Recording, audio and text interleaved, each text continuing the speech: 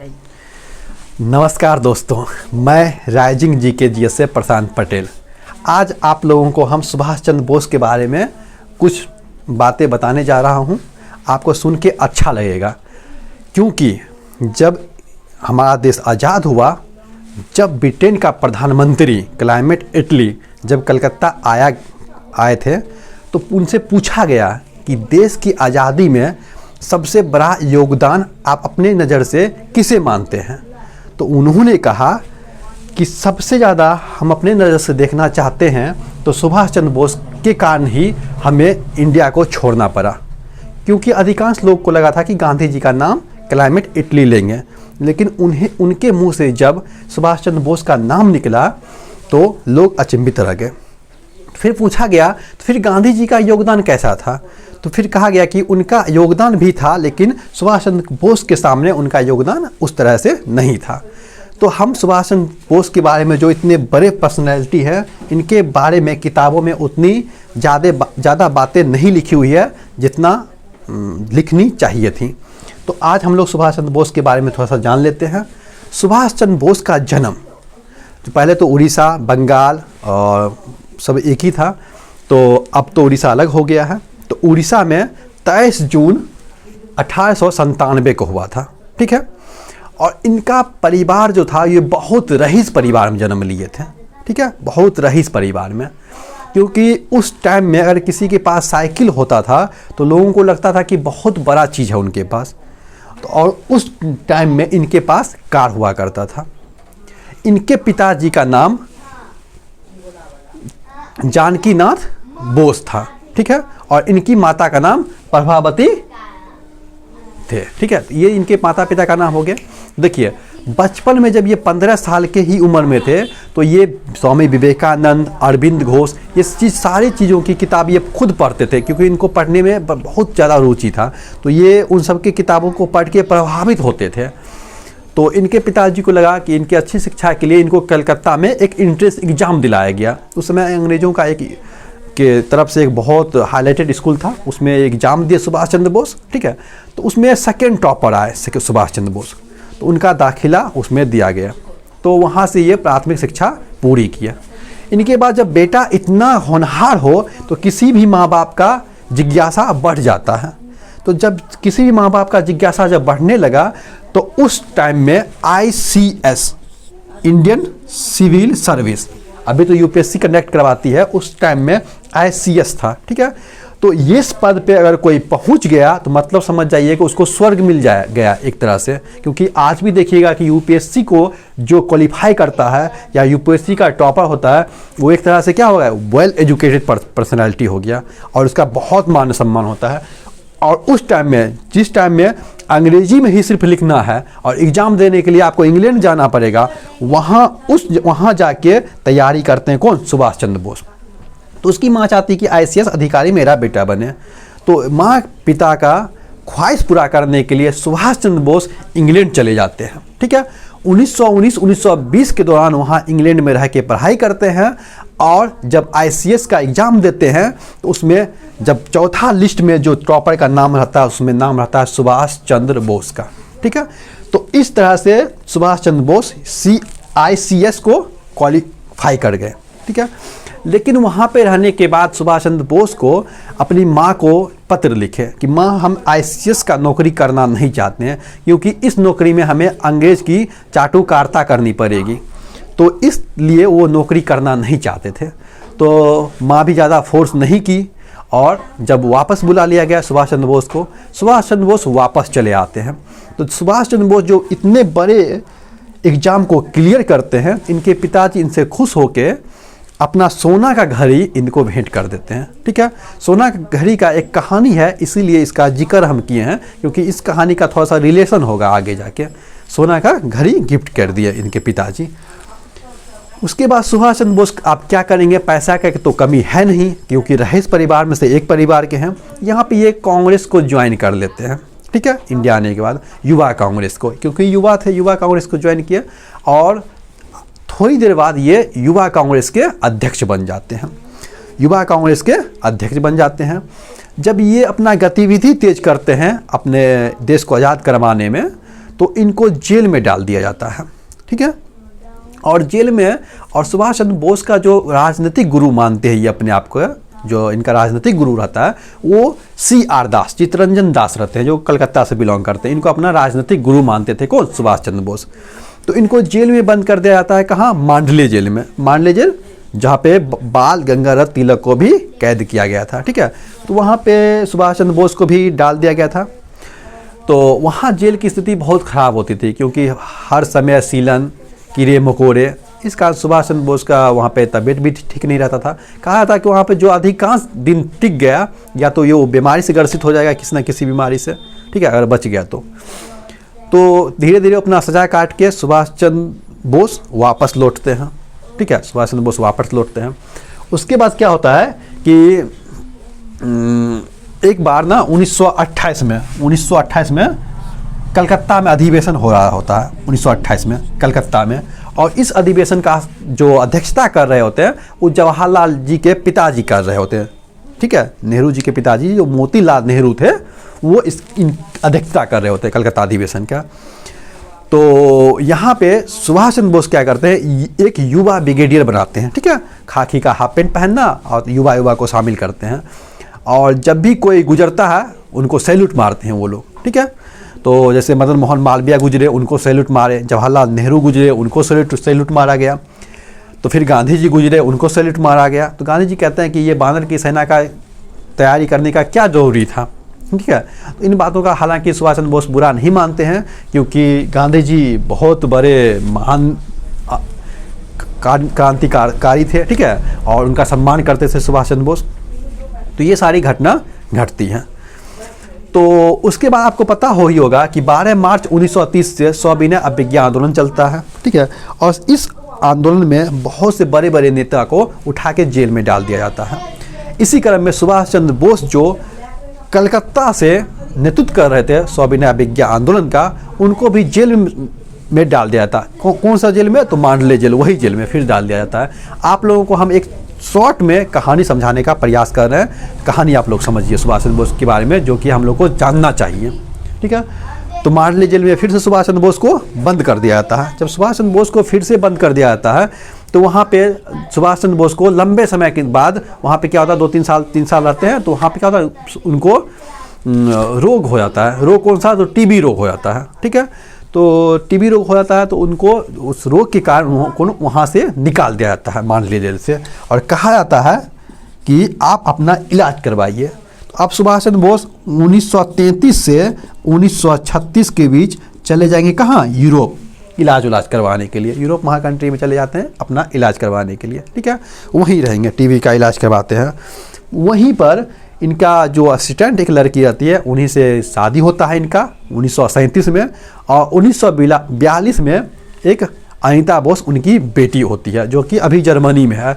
अभी जो फिलहाल 30 जनवरी को शहीद दिवस मनाया गया था, उसमें आज तक पर वो आई थी। कौन? अनीता बोस, जो कि सुभाष चंद्र बोस की पुत्री है। लेकिन फॉरवर्ड ब्लॉक, जिसका स्थापना खुद सुभाष चंद्र बोस ने किए थे, वो इस बात को नहीं मानता है कि सुभाष चंद्र बोस शादी भी किए थे, ठीक है। ये तो अलग, हालांकि अलग बात है। उसके बाद क्या होता है ना कि जब सुभाष चंद्र बोस यहाँ से इलाज कराने के बाद यूरोप से आते हैं इंडिया, तो ये जो देश के लिए कुछ करते हैं, तो इनका वर्चस्व तो इंडिया में रहता है, और यहाँ के आदमी नहीं भूलते हैं इनका किया धरा, ठीक है। इसीलिए जब 1938 में कांग्रेस का अधिवेशन होता है हरिपुरा का, तो इनको अध्यक्ष बना दिया जाता है, ठीक है। तो आपसे क्वेश्चन भी एग्जाम में पूछता है कि 1938 का हरिपुरा अधिवेशन का अध्यक्षता किसने किया था? तो सुभाष चंद्र बोस ने किया था, ठीक है। तो यहाँ पे सुभाष चंद्र बोस जब अध्यक्षता करते हैं हरिपुरा का, तो वहाँ पे भाषण देते हैं कि हम लोग को एक सेना का गठन करना चाहिए, जो कि हम लोग को अंग्रेज के खिलाफ लड़ना है, ठीक है। तो गांधी जी इनसे नाखुश होते हैं, और गांधी जी लगता है कि ये अध्यक्ष हैं तो ठीक नहीं होगा। अध्यक्ष जो है सुभाष चंद्र बोस का सोच अलग है, तो इनका अध्यक्ष पद रहना ठीक नहीं है।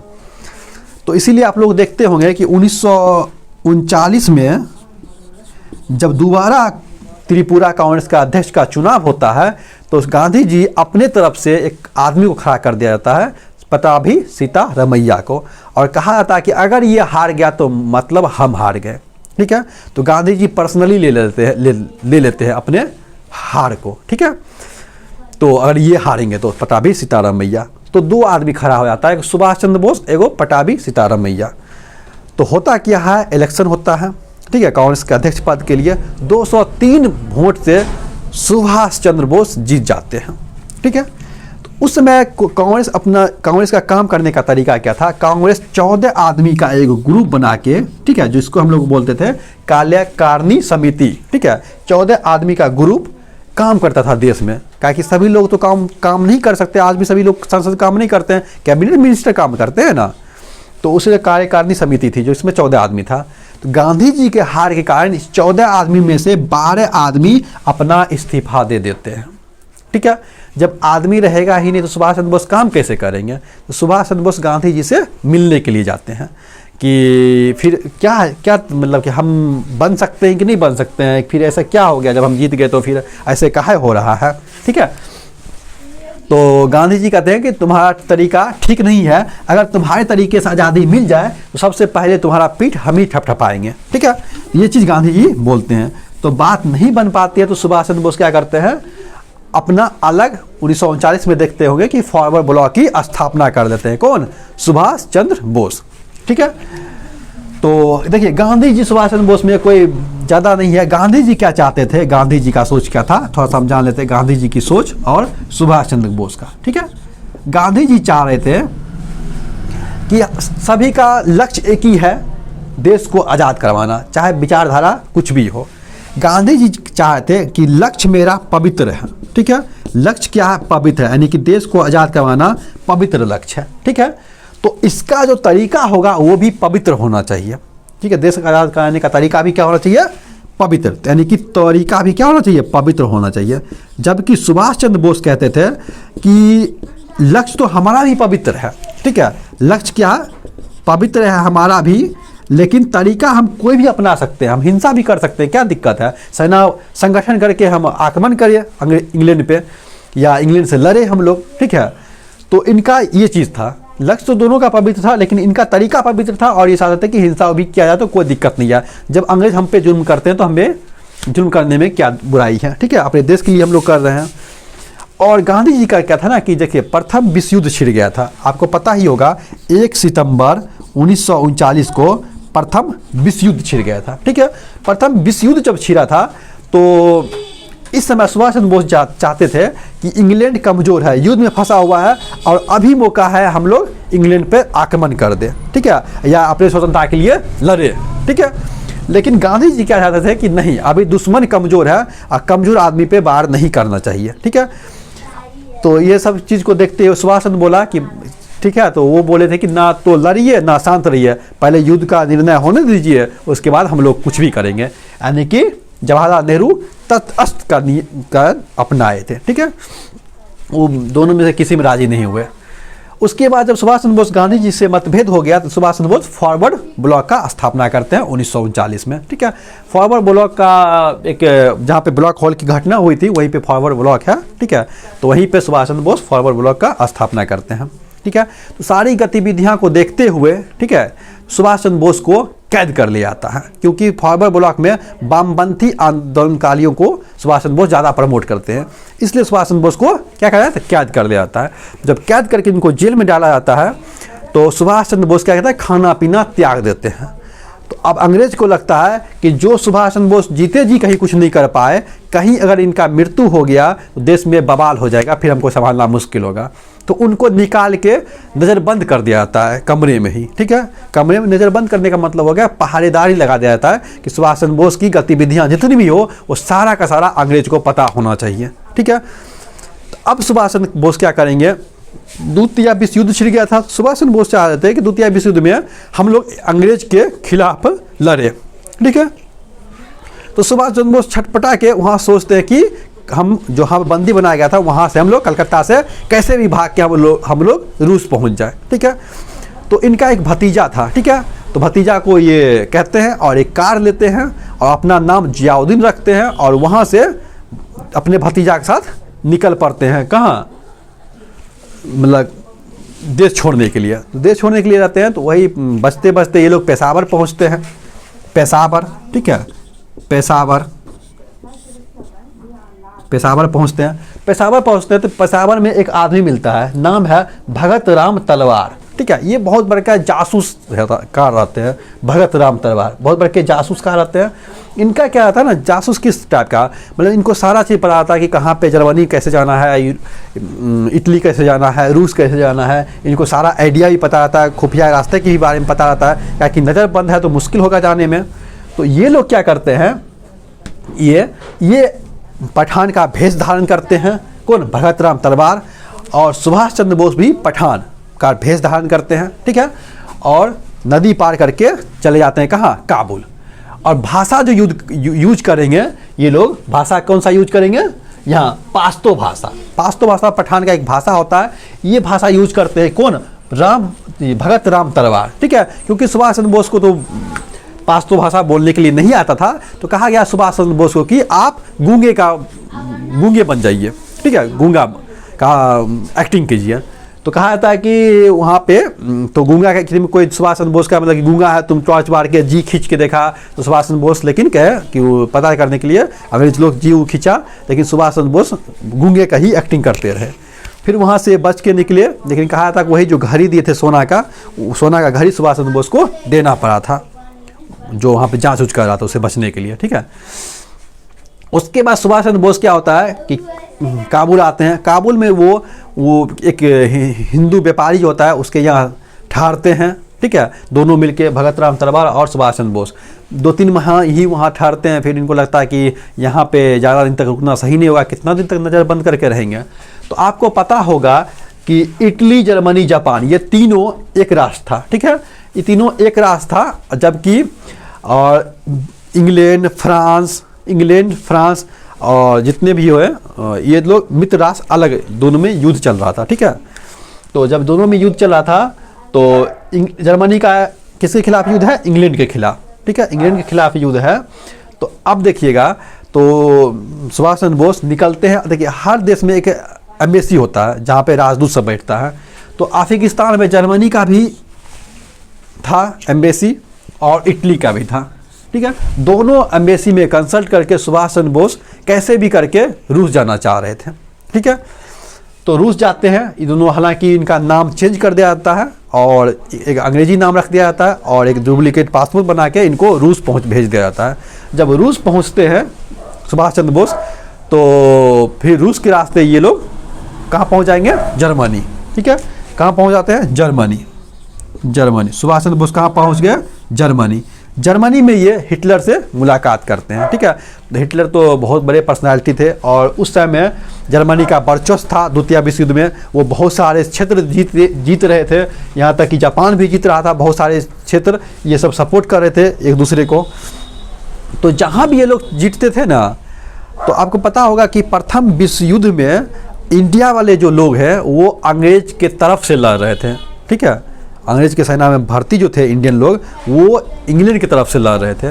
तो ये लोग जो पकड़ाए थे ना, जिसको जर्मनी पकड़ रखा था, जापान पकड़ रखा था, ठीक है, इन लोग को जर्मनी पकड़ के रखा हुआ था, ठीक है। तो 3,000-4,000 आदमी को पकड़ के रखा हुआ था। सुभाष चंद्र बोस बोला कि 3-4 आदमी को लेके हम जर्मनी में एक सेना का संगठन करेंगे जो कि ब्रिटेन के खिलाफ लड़ेगा। तो हिटलर वहीं पे सुभाष चंद्र बोस को नेताजी के कह के संबोधित करते हैं। ये आपको क्वेश्चन भी पूछेगा, नेताजी किसने कहा था? तो सुभाष चंद्र बोस को हिटलर ने कहा था। उसके बाद क्या होता है कि 3-4 हज़ार आदमी जो होता है सैनिक, जो कि बंदी बनाए हुए रहते हैं जर्मनी, जो कि इंडिया के ही लोग रहते हैं, ठीक है। तो सुभाष चंद्र इस सब को लेके एक सेना बनाना चाहते हैं, ठीक है। लेकिन जर्मनी क्या कर देता है? रूस पे आक्रमण कर देते हैं। जबकि सुभाष चंद्र बोस रूस का भी सहायता चाहते थे। तो जब रूस पे आक्रमण करते हैं जर्मनी, तो सुभाष चंद्र बोस तो इस चीज़ के खिलाफ रहते हैं और मैन कैफ में भी हिटलर कुछ ऐसा बात लिख देते हैं जिससे एग्री नहीं करते हैं सुभाष चंद्र बोस। सुभाष चंद्र बोस को लगा कि हो सकता है यहाँ बात नहीं बने, ठीक है, और यहाँ पे रहने से अच्छा है जापान चले जाते हैं। तो कहा गया, हिटलर से मदद मांगा कि हमको जापान जाना है। तो हिटलर कहा कि ठीक है, हम आपको जापान भेज देंगे, लेकिन आपको हेलीकॉप्टर नहीं दे सकते हम, आपको अच्छा रहेगा कि आप सबमरीन के द्वारा जाइए जापान, ठीक है। तो वो भी कैप ऑफ गुड होप के रास्ते से। कैप ऑफ गुड होप किसको बोलते हैं देखिएगा, ये जैसे अफ्रीका रहेगा तो अफ्रीका के सबसे निचतम बिंदु को हम लोग बोलते हैं कैप ऑफ गुड होप। तो जर्मनी से एक सबमरीन बैठेंगे। सबमरीन में देखिए कोई भी आदमी सबमरीन में नहीं बैठ सकता। सबमरीन में बैठने के लिए आपको पहले परीक्षण लेना पड़ता है, क्योंकि ब्लड प्रेशर ये सब चीज़ की दिक्कत आती है। लेकिन सुभाष चंद्र बोस देश के लिए ये सब का प्रभाव किए बिना जर्मनी से कैप ऑफ गुड होप के रास्ते होते हुए कहाँ पहुँच गए, जापान पहुँच जाते हैं। ठीक है, जापान पहुँच जाते हैं। वहाँ पे जापान पहुँचने के बाद ये वहाँ के जो सेना प्रमुख रहते हैं उनसे मुलाकात वगैरह करते हैं। इससे पहले थोड़ा सा हम आपको एक थोड़ा सा समझाते हैं कि जापान जो इंडोनेशिया सुमात्रा को सैनिक को जो कैद करके रखा था, उसका एक लीडर था कैप्टन मोहन सिंह। उसका लीडर कौन था, कैप्टन मोहन सिंह, जो कि इंडियन था, जिसको जापान कैद कर रखा था, जो कि इंग्लैंड की तरफ से लड़ रहा था।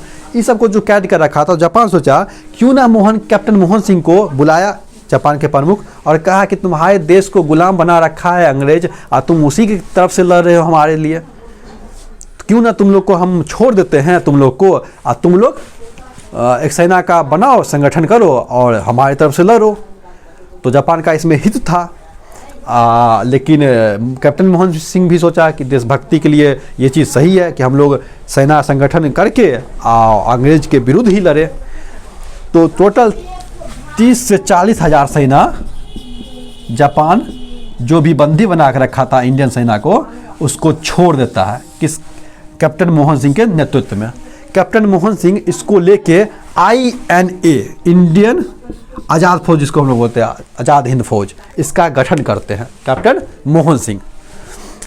और कैप्टन मोहन सिंह घोषणा क्या करते हैं कि हम लोग 30-40 हज़ार सेना से कुछ नहीं होगा, कम से कम सेना 2 लाख होनी चाहिए हमारी, और हम इंडिया को आज़ाद करवाएंगे।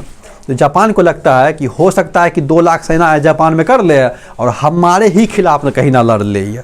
ठीक है, जापान को डर होता है और जापान क्या करता है कि पुनः कैप्टन मोहन सिंह को जेल में डाल देते हैं। ठीक है, जेल में डाल दिए कैप्टन मोहन सिंह को। तो आपको पता होगा कि जब कलकत्ता से दिल्ली राजधानी ट्रांसफ़र हो रहा था लॉर्ड हार्डिंग के टाइम में, तो उसके हाथी के काफिला पर बम फेंका था कौन, रास बिहारी बोस। घोष मत पढ़िएगा, बोस पढ़िएगा, रास बिहारी बोस बम फेंका था, जिसमें कि हार्डिंग जो वायसराय थे उनका कंधा भी हड्डी दिखने लगा था, और उनके पीछे जो छतरी लगा रखा था इंडियन, उनकी मृत्यु हो गई थी। और इस काम के कारण रास बिहारी बोस को भागना पड़ा था। और ये 1915 में ही जापान पहुंच चुके थे, 1915 में ही जापान पहुंच चुके थे और वहाँ पे एक संगठन को चला रहे थे। जब कैप्टन मोहन सिंह को बंद कर दिया गया तो रास बिहारी बोस क्या किए, ये 30-40 हज़ार को लेके पुनः IN का स्थापना कर दिया। ठीक है, पुनर्गठन कर दिया। इसलिए आपको कभी कभी किताब में देखिएगा, पूछेगा आज़ाद हिंद फौज का स्थापना किसने किया, कोई किताब लिखता है कैप्टन मोहन सिंह, कोई लिखता है रास बिहारी बोस। तो रास बिहारी बोस क्या करता है कि उसका पुनः गठन करवा देता है। तो रास बिहारी बोस बहुत एजेड आदमी रहते हैं, तो वो आप सेना का संगठन नहीं संभाल सकते, क्योंकि सेना को एक युवा आदमी ही संभाल सकता है। तो इनको लगता है कि अभी जो नए सुभाष चंद्र बोस जो आए हैं, जिनको जापान के प्रमुख एक उपाधि दिए थे, ठीक है, सुमेरिन की उपाधि, जो कि सुमेरिन एक जो जापान का बहुत बड़ा योद्धा था, जो दोनों हाथ से तलवार लेके युद्ध करता था, उसकी उपाधि देते रहते हैं। तो उनको संभाल दिया जाता है क्या, आज़ाद हिंद फौज का जिम्मेदारी। सुभाष चंद्र बोस अब क्या करेंगे, आज़ाद हिंद फौज को लेके उनमें एक आज़ाद हिंद सरकार का गठन करेंगे। ठीक है, आज़ाद हिंद सरकार का गठन करेंगे और 4-5 भाग में क्या करते हैं, अपने ब्रिगेडियर बांटते हैं। एक गांधी ब्रिगेडियर, फिर सुभाष ब्रिगेडियर, फिर जवाहर ब्रिगेडियर, ठीक है, आज़ाद ब्रिगेडियर, एक लड़की ब्रिगेडियर बनाती है झांसी ब्रिगेडियर। ठीक है, उसका नेतृत्व आपको देता है लक्ष्मी सहगल को। लक्ष्मी सहगल का बारे में आप तो जानते ही है। लक्ष्मी सहगल का मृत्यु 2012 में हुआ था। ठीक है, आपसे कभी कभी क्वेश्चन भी पूछता है पॉलिटी में भारत की पहली ऐसी महिला बताइए जो राष्ट्रपति के चुनाव में प्रत्याशी के रूप में खड़ी हुई थी। जीती तो थी प्रतिभा पाटिल, देवी सिंह पाटिल, लेकिन पहली राष्ट्रपति प्रत्याशी थी कौन? लक्ष्मी सहगल, जो आज़ाद हिंद फौज का कौन था? कमांडर था।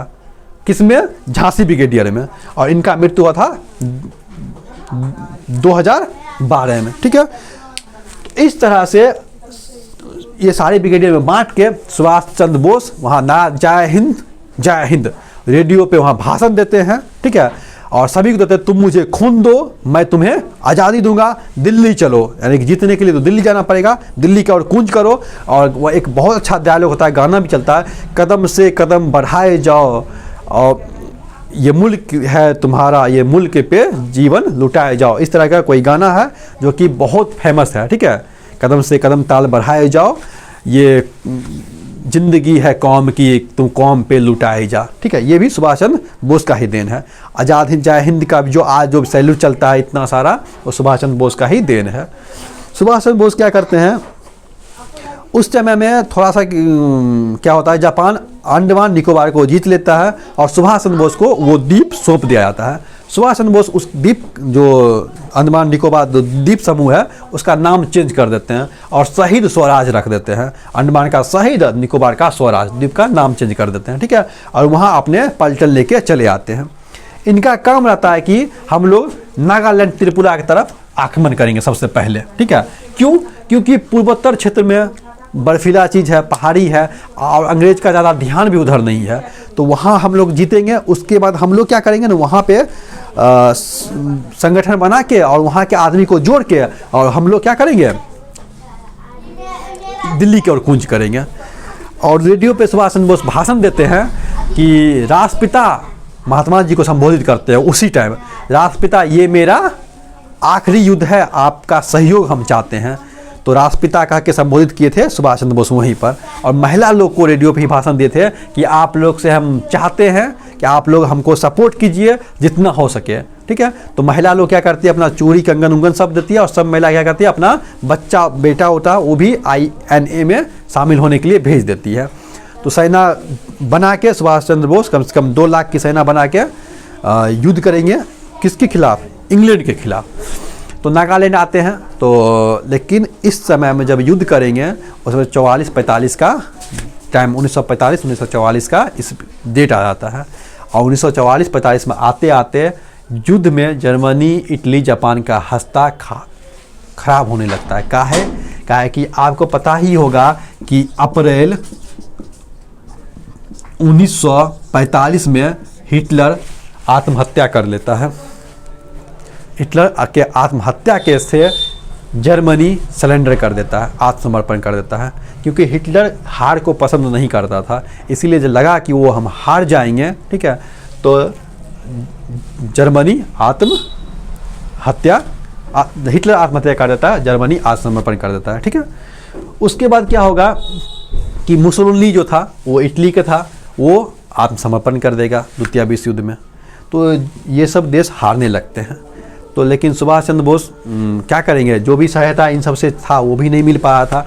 और आपको पता ही होगा कि 6 और 9 को नागासाकी, हिरोशिमा और नागासाकी पर बम ब्लास्ट किया गया था 1945 में। कहाँ?